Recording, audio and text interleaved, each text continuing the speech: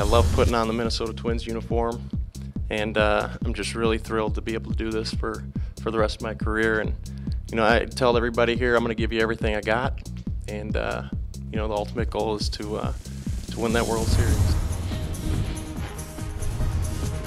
I'm Eric Heiss with the MLB.com Fastcast, and that was Joe Mauer explaining his next goal as a Minnesota Twin.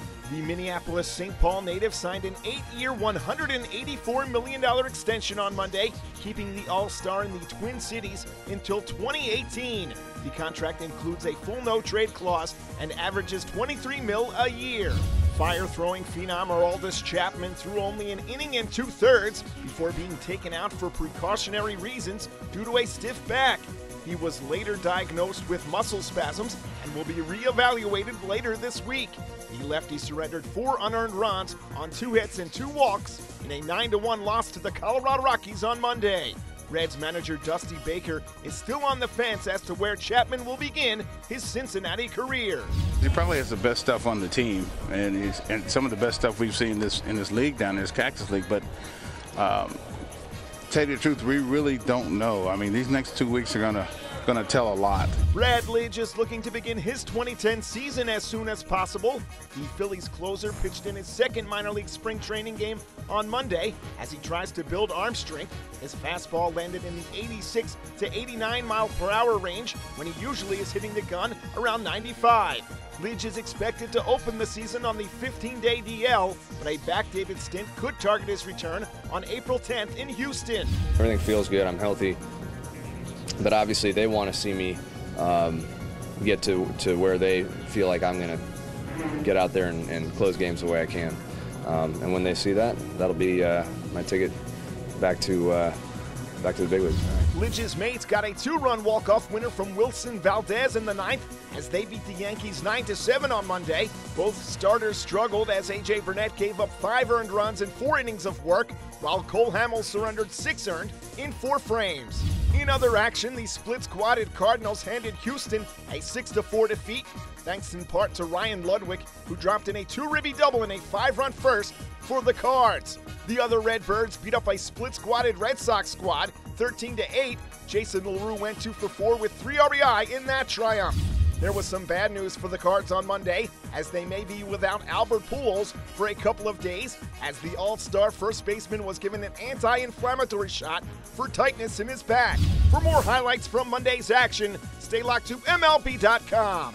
It's baseball everywhere. There's a lot of people I need to thank for getting me to this point, and I think it starts with my family that's here.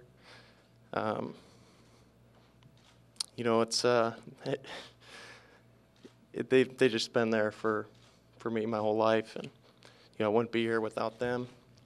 My grandpa's at home watching this. He just had surgery. He wish he could be here, so I want to say hello to him. Usually I don't choke up like this. It's a little tough for me, but there's so many people in this room that I care deeply about. I love putting on the Minnesota Twins uniform, and I'm just really thrilled to be able to do this for the rest of my career. And I tell everybody here I'm going to give you everything I got, and the ultimate goal is to win that World Series. So I'm looking forward to doing that. So this is where I wanted to be, and this is where I wanted to be. And I love my teammates, my coach and staff. They're here today. I appreciate you guys coming out. Really, this whole organization. And once it started, I made it real clear that that was the main goal. Is I want to stay in a Twins uniform, and I want to win. So I think we're definitely heading in the right direction. I think it was pretty clear that Joe wanted to stay in the Twins organization. And as long as we had that, we had confidence that we were going to be able to work it out. The only thing that was going to keep it from happening was stubbornness on one side or the other, and we never had that. When I come into the clubhouse, we have a main goal, and that's to get better each day and to win ball games. And I think we've gotten a taste of the postseason and things that we want to be a part of. And coming each day, that's the main goal for everybody. It's nothing really other than that. I always wanted to stay here. That was my main goal. I want to stay here and I want to win here. And I think we can do that. So that's why I signed this deal. No, I felt really good. It was just being, one of those days of trying to work on, throwing the fastball. I think the past couple of games I've been so focused on my secondary pitches, like they asked before. And I really do have to, in order to make those secondary pitches effective, you have to have a good fastball. And I felt like I did a really good job the first couple innings, but unfortunately that fourth inning it just kind of got away. I was cutting off a lot of pitches, wasn't throwing them in the locations I wanted to, and that just kind of comes with the territory with really trying to bear down and get the pitches where you want to, and it just kind of takes time. And that's the best thing is there's time. That's also what happens in spring training, isn't it? That you may neglect one to work on another, and all of a sudden the other one that you wanted isn't there right when you need it. Yeah, and it's all about building the your arm strength, and I think that's where I feel really comfortable. My body feels strong, my arm feels strong. I felt like I threw quite a few good pitches, going up to that fourth inning, and then just kind of straight away. But that's just kind of part of something I'm going to work on the next couple of days is in the bullpen is really throwing picking out that location and really driving down towards it and throwing and hitting that spot. And you continue to work on your curveball. Oh, of course. I think that was something where I was very pleased with today with throwing those for strikes effectively. What made the Buccos the right choice for you? I think the perfect fit, just because coming in knowing Neil Huntington, GM.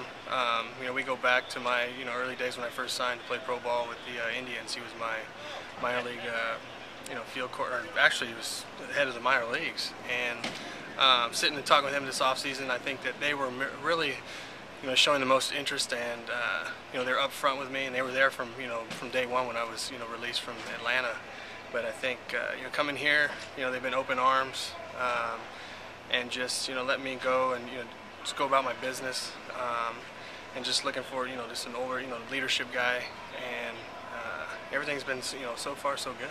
My first couple years with the Nationals, veteran guys like Vinny Castilla, Carlos Baerga, guys have been around.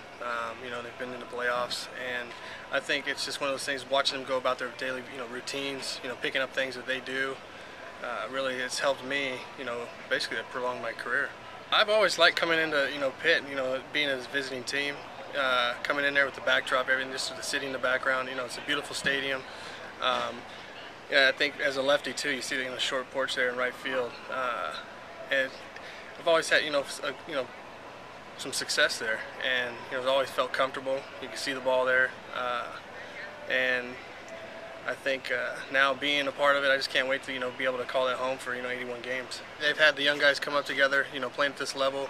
I think having them, they haven't had some great years.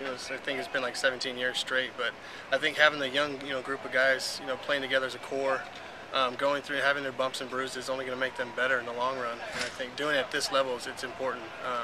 Because now they know what to expect. And I think that they're all, they're maturing, getting older, and you can really see that they're really, being aggressive and going out and wanting to win. And I think, management's been doing the same thing now from day one. After, they've sat and talked, first day they brought everybody together, talking about, it's not okay to be, satisfied, just scuffling to get through stuff. It's now's the time to win, and I think having, some veterans sprinkled in here and there, and the talent that's here, you can have something special there.